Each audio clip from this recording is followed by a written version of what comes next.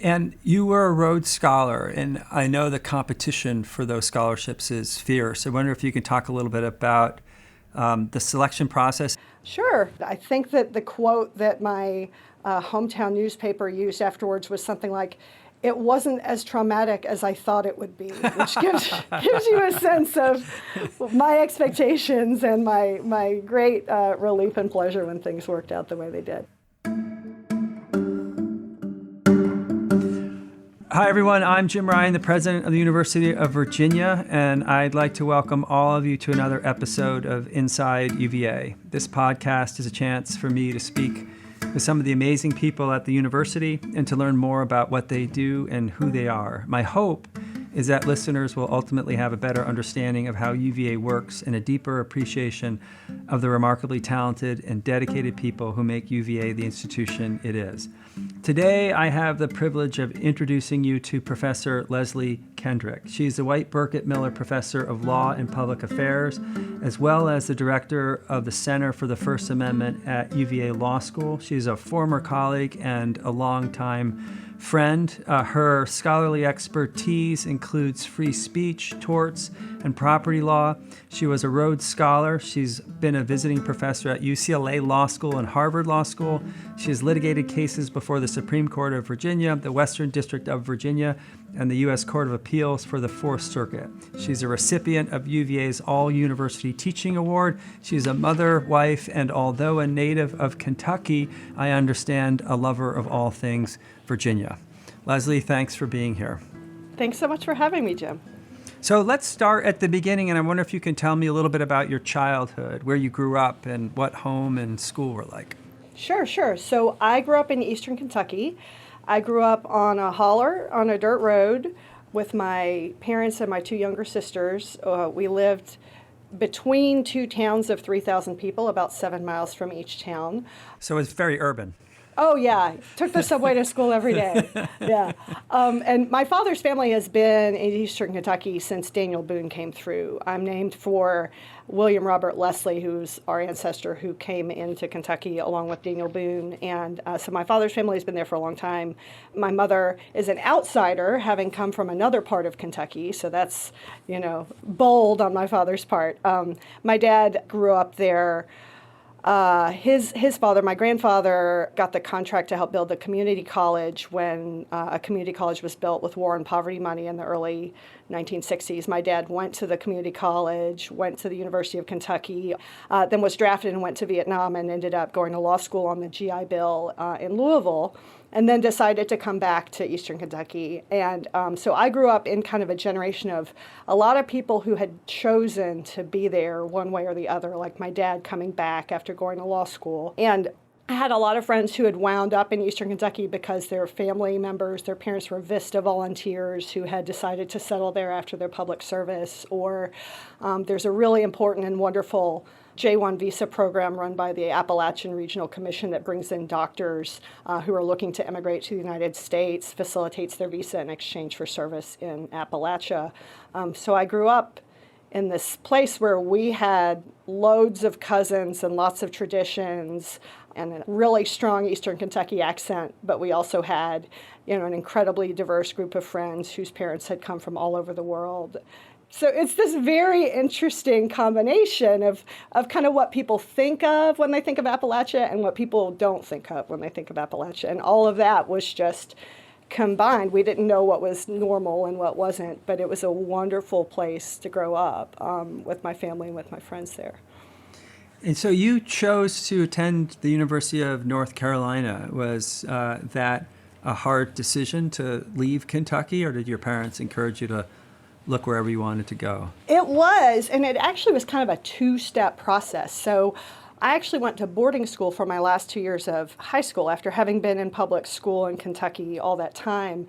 And my school was wonderful, but at the end, either you have things like AP classes and college counseling or you don't. There wasn't a lot of that. So I ended up choosing a boarding school because it was the closest to Eastern Kentucky that I could get and still go away to school. So that was in North Carolina at Salem Academy in Winston-Salem, North Carolina. I went there for 2 years, and from there was lucky to receive a Moorhead scholarship that paid for me to go to UNC. So the big decision came in moving away for those last 2 years of high school, and then I was lucky to get kind of adopted by North Carolina as a second home. And you were a Rhodes Scholar, and I know the competition for those scholarships is fierce. I wonder if you can talk a little bit about the selection process and then the experience itself. Sure. Yeah, I feel very fortunate to have come through that process successfully. There are way more wonderful students in the United States who are deserving than there are Rhodes scholarships. So the interview process was a very kind of rigorous process, 20 minutes of rapid fire questions, and from people of all different disciplines and backgrounds. I didn't know how it was going to go. I was very lucky and still feel very lucky that it turned out the way it did. But I loved being at Oxford. I was studying English there with a kind of focus on classical influences on early English literature.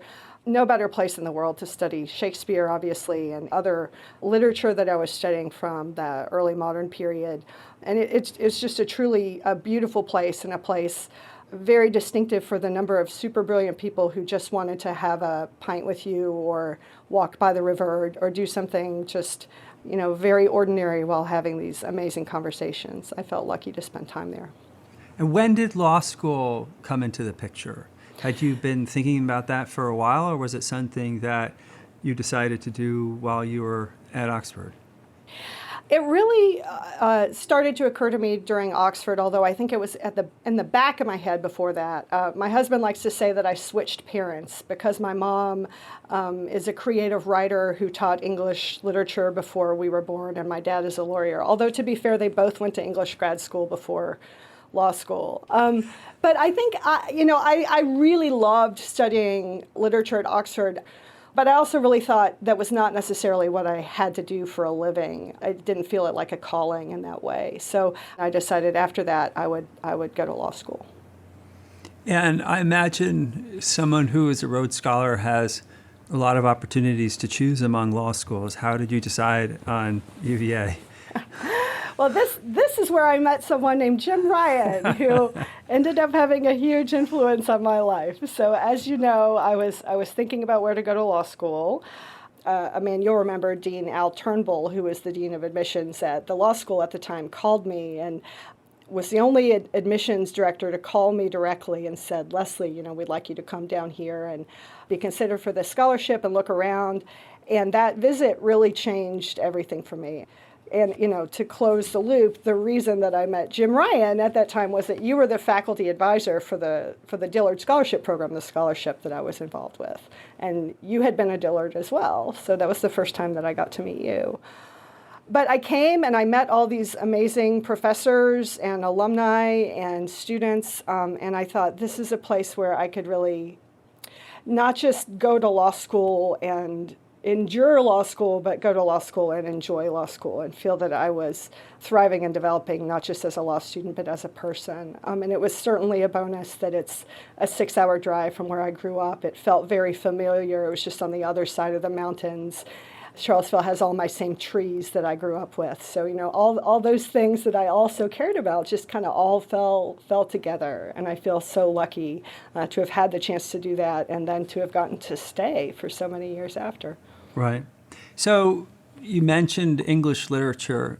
You are now an expert on free speech. I've got to think there's a connection between your interest in literature and your interest in free speech law. Oh, definitely. When I came to law school, I was coming because it seemed like there were so many things that you could do with law, and there was such a big tent. And then I did the maybe not very creative thing of, in some ways, sticking with what I knew. I met Vince Blasi, who is one of our former colleagues, now at Columbia, who taught freedom of speech and was working on John Milton, and the contributions he had made through Areopagitica and other writings to our understanding of freedom of speech. And I had studied Milton. I'd written my dissertation on the influence of the Aeneid on Paradise Lost, so I was very familiar with his prose writings and his positions on freedom of speech. Milton, weird guy and not a pleasant guy. super sexist, very sort of checkered relationships with his various wives and, sort of forced his daughters to take dictation of Paradise Lost. I'm not endorsing Milton all around here, just to be clear. But, really an amazing thinker in so many ways, advocated for divorce long before that was something that the Church of England would remotely consider, advocated for freedom of speech, and was very disappointed when the English Republic chose to keep all the licensing laws that the Crown had, which said that you had to get a license before you could publish anything. So, meeting Vince, I realized there was this bridge from my past life to my current and future life in the law, and, had a lot of intuitions about freedom of expression and how art and creative endeavors deserve protection there too, just as much as, say, political discourse. Right. And because of your expertise, you were asked to chair the Committee on Free Expression and Free Inquiry at UVA, and I remain grateful for the fact that you said yes. Can you tell us a little bit about that work? What was the hardest part? What was the most rewarding part? Are you happy with the end product? Sure. So I like the passive voice there, Jim. I was asked. I was asked by you. I confess by saying I'm glad you said yes. No, but I appreciate your including me in that endeavor, and I do think it was truly a team project to put together a statement affirming UVA's commitment to free expression and free inquiry that then you could review and, if you approved it, send to the Board of Visitors, and that's what happened. We sent you a unanimous statement, and you approved it, and it went to the board. I like to think that the process of developing that statement embodied all of the values that the statement's about, of speaking with courage to each other, listening carefully and generously to each other, seeking to affirm common ground and common commitments, and doing that even when that can be a challenging process. Well, you're being a little modest because I saw this up close, but I've also heard from every member of the committee who commented on your incredibly deft leadership. And part of the reason why there was unanimous support, I think, is a lot to do with the work that you did in bringing people together. I'm curious now, having gone through this and produced this statement, do you think it's important that UVA has this statement, and if so, why? What I think statements like this can do is serve as a touchstone for the community that exists, outside of the specific policies, which are very important, but can just be a reminder and a salient reminder in a way that, say, a policy directory isn't, of this is an important value and this is why. And I think having that quick and ready touchstone can be really helpful to people when they're thinking about, what's my relationship to other people's speech, or what's my relationship to the thoughts that I want to espouse, and how I'm thinking about going about doing that. Right. And what about just more generally, if you look across the landscape of higher education, how do you think free speech is doing on college campuses these days? Well, free speech has become, I think, a real flashpoint for people, and some of that's coming from their own particular experiences. Some of it's coming from very high salience episodes from, one institution or another across the United States. I think it's important for universities to talk about this and to say, how do we think we're doing? And to think about how they see free inquiry values being embodied kind of every day, to think not just about, the high salience episode that's happened some other place. And I think when you do that, the story becomes a much more diverse and interesting one. Yeah, that's a really good point. Often these incidents are taken out of the context of the day-to-day. And so they're surprising to those of us who are on college campuses, who see the other 98% of the time. So let me take you back in time a little bit and talk about some other jobs you've had. So you were a clerk to Judge Wilkinson on the Fourth Circuit, and then Justice Souter on the Supreme Court. And I'm curious, what was your takeaway from those experiences? I love those jobs. I was so lucky to get to work for both of those judges. And I'll say one takeaway that I have is I really appreciate that both of them hired ecumenically. Judge Wilkinson could have looked at my resume and said, I'm not going to hire her because her judicial ideology probably doesn't match up exactly with mine. And Justice Souter could have looked at me coming from Judge Wilkinson and could have said, I'm not sure that her judicial ideology matches up with mine. And that's not how either of those people hired. They both were very proud of not hiring that way. And I appreciated that so much. I met so many different people, both within my chambers and across chambers, with different perspectives. And I think there's a real value to that goes back to the free inquiry values that we were just talking about. And I benefited from that, both in terms of getting to work with those folks and also what I learned. Right. A job that you probably loved just as much, you were vice dean at the law school. I did love that job. As were you. You were vice dean when I was, yeah. I was. It was called something different back then, but it was the same job. So tell me a little bit about that experience. Well, I loved being vice dean at the law school. I was working for Dean Risa Golubov, who's just a fabulous dean and a wonderful person. And as you know, our faculty is just unparalleled. And I would say also our staff is just incredible. I worked really closely with our COO, CFO, with the dean of students, with the registrar. Just such a hyper-competent, amazing group of people to work with. And I feel lucky that I got to do it. And was it during COVID that you carried around a 6-foot pole? Yes. So not all the time, but, there were so many different things that we had to do during COVID. And, the students were just amazing troopers. We were doing classes in distance classrooms. So the building folks had meted out with 6-foot poles. These are the seats you can sit in. And sometimes there'd be groups of students around. And sometimes they would just stand a little close to each other because it's so hard to maintain 6 feet of it's such an unnatural distance. So our COO had this 6 foot of PVC piping in his office that had been utilized to do the seats and everything. I said, hey, Stephen, can I borrow your 6-foot pole? He says, sure. So I went down there one day after class, and I just walked around with it, like, hey, remember, 6 feet. And I would do it occasionally. And, I think for folks who are always having to do the reminding, really, really hard job to have to constantly remind students, put your mask on, stay 6 feet and everything. But when they see you coming with the pole, they kind of laugh and they roll their eyes. And they know why you're coming. And it was like, I can't believe that this part of the day is me walking around with a 6-foot pole, and then I'll go off and do something, talk about research grants or something like that. Right. But, yeah. All right, last question. So I understand that you and your family have a goal of hitting every state park in Virginia. How far along are you, and what's been your favorite park so far?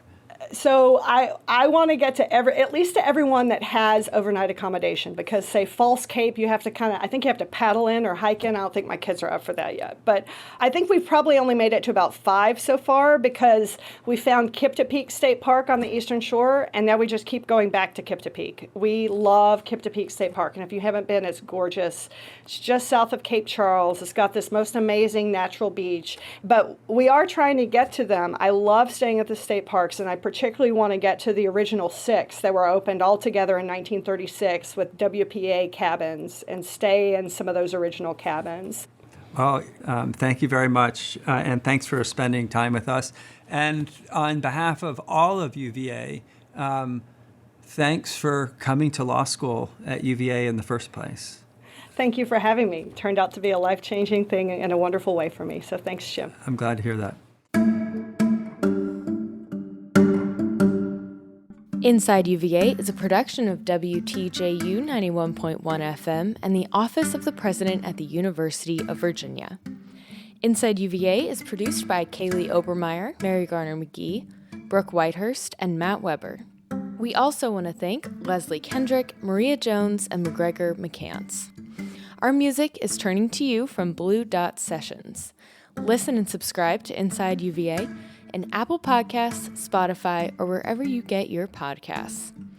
We'll be back soon with another conversation about the life of the university.